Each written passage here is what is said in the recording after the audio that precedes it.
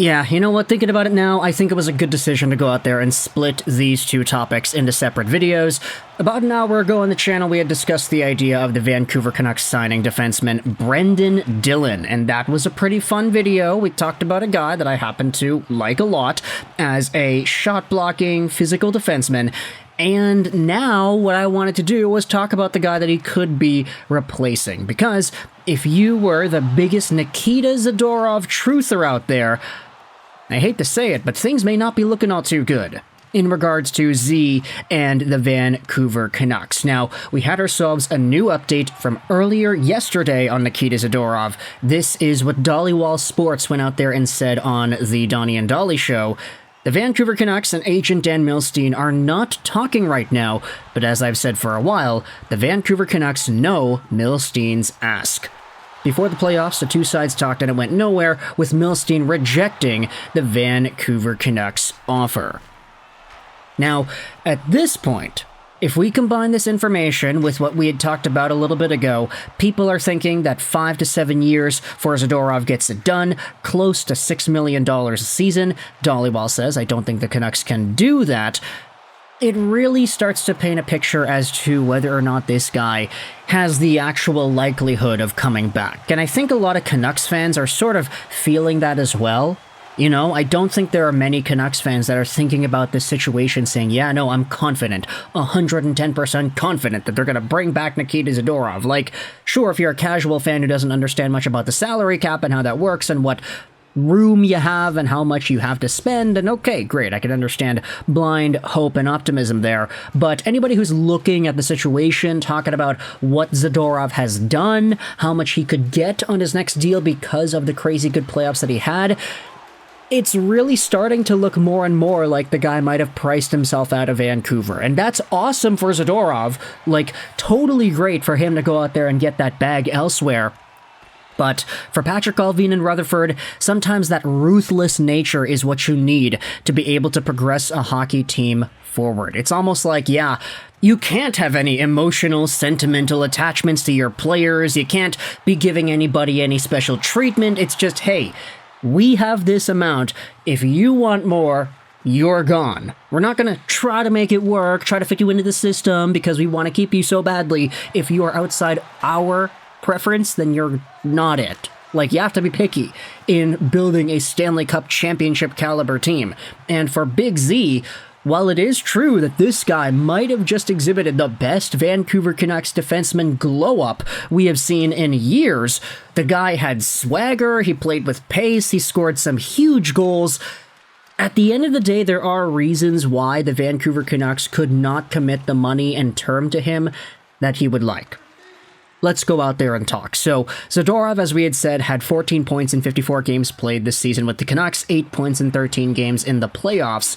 He was an absolute monster. And quite frankly, I don't think the Canucks ever saw what a lot of Flames and Colorado Avalanche fans would say was the worst of Nikita Zadorov, where sometimes he would have these brain fart moments, he would make Tyler Myers-like defensive mistakes, and he might make some bad turnovers and reads. The Canucks didn't really see much of that, and the question then becomes, okay, is what we saw in the playoffs more of what Zadorov is versus what we had seen in the regular season, or is there another version of Zadorov that exists that we just didn't see at all?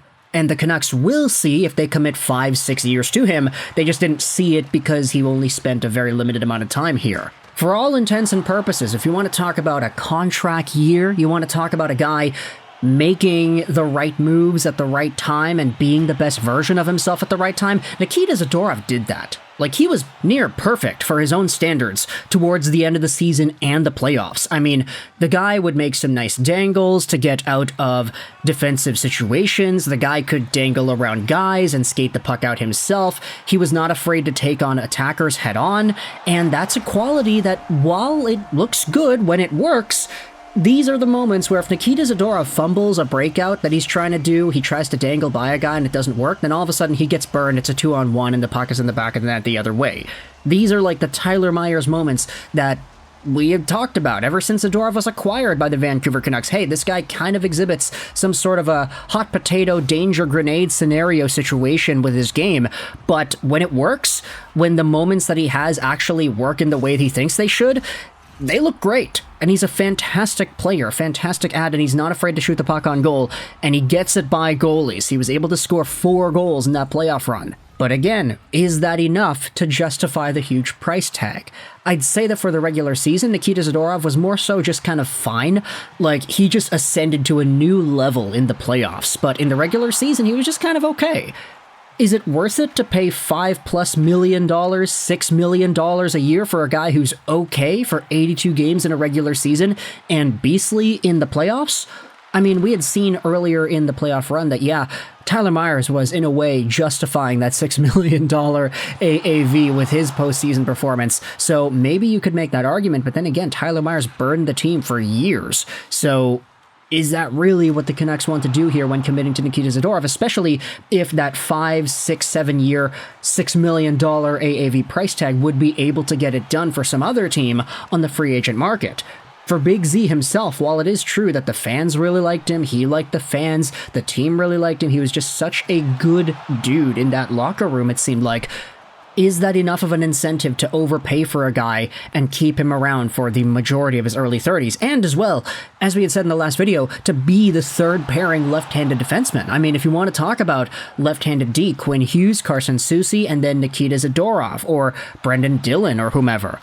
Carson Soucy isn't cheap himself, he's making 3-point-something mil, Quinn Hughes, of course, making 7.8, so the Vancouver Canucks having themselves their own cap situation on the left side, is there really room to commit an extra $6 million a year to a second or a third pairing defenseman? This is why the Brendan Dillon argument makes so much sense to me, because it's like, yeah, you could just sign this guy who is a physical shot-blocking machine. I'd say he's a lot safer defensively than Nikita Zadorov, but not as good offensively, and he'll probably be cheaper. He also wants to come here via the interview he did on Donnie and Dolly, so is that just not more of a preferable target here? Use some of the extra cap savings you could get from not signing Zadorov and signing Dillon instead to get yourself some extra depth forwards that could be the next Dakota Joshua. I just think there's a smarter way to navigate this if Nikita Zadorov is not going to get that price tag lowered, especially since the newest update said, yeah, no, the Canucks are not really talking with Dan Milstein. They know the ask, they know what he wants, but they're just not really engaging in conversations, especially since